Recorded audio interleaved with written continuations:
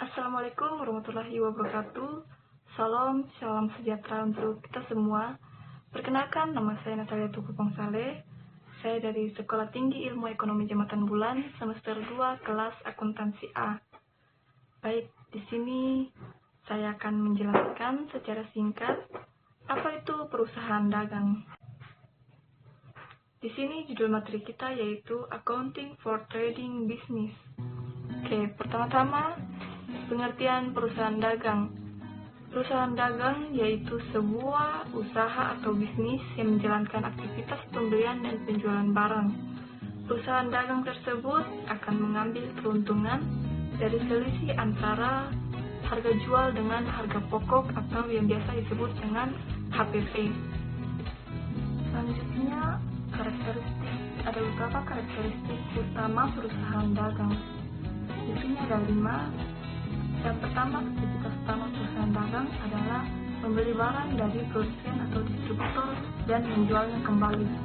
Dan yang kedua yaitu perusahaan dagang tidak melakukan proses produksi atau mengolah dari barang yang mereka jual.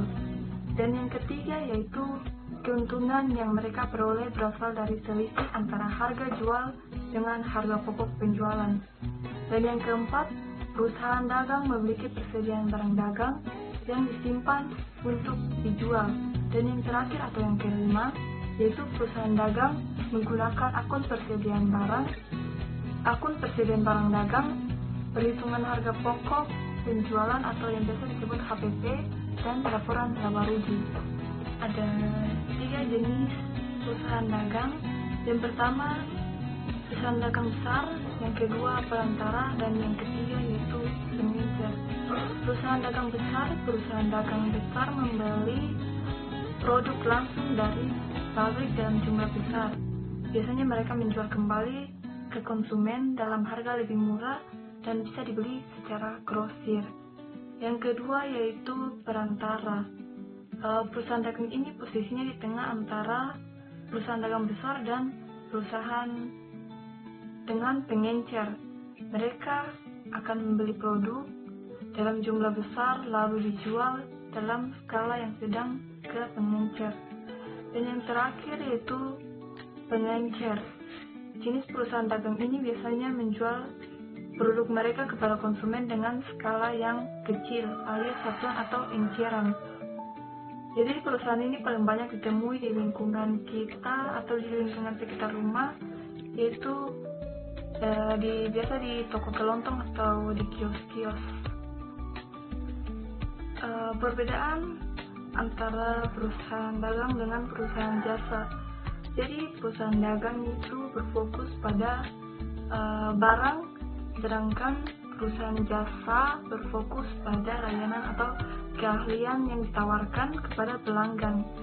Secara singkat, perusahaan dagang yaitu bisnis yang berfokus pada perdagangan barang tanpa mengubah bentuknya dengan keuntungan yang diperoleh dari selisih harga jual dan harga beli. Ada contoh perusahaan dagang. Di sini ada 2 contoh perusahaan dagang. Yang pertama perusahaan dagang skala kecil dan yang kedua perusahaan dagang skala besar.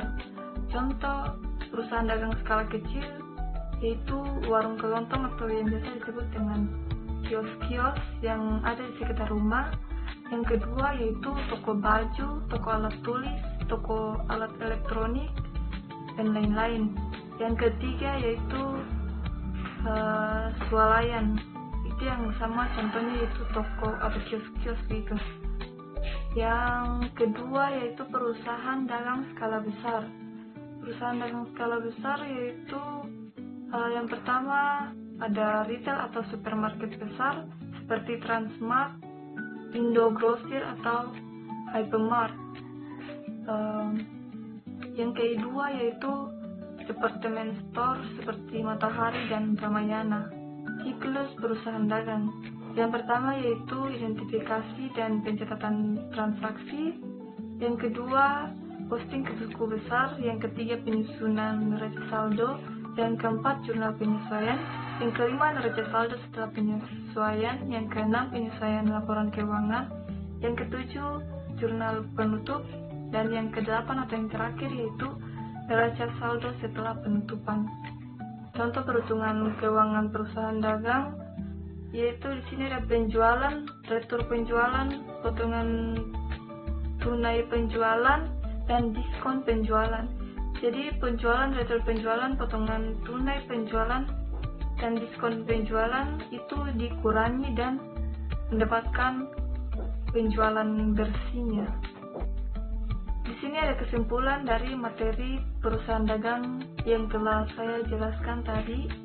Kesimpulannya itu perusahaan dagang memiliki karakteristik atau ciri dan sistem pencatatan yang berbeda dari perusahaan jasa. Pemahaman tentang aktivitas, siklus, dan laporan keuangannya itu sangat penting untuk menilai kinerja perusahaan dagang secara akurat. Sekian pemaparan materi dari saya tentang perusahaan dagang. Semoga apa yang saya jelaskan bisa dimengerti dan dipahami. Terima kasih.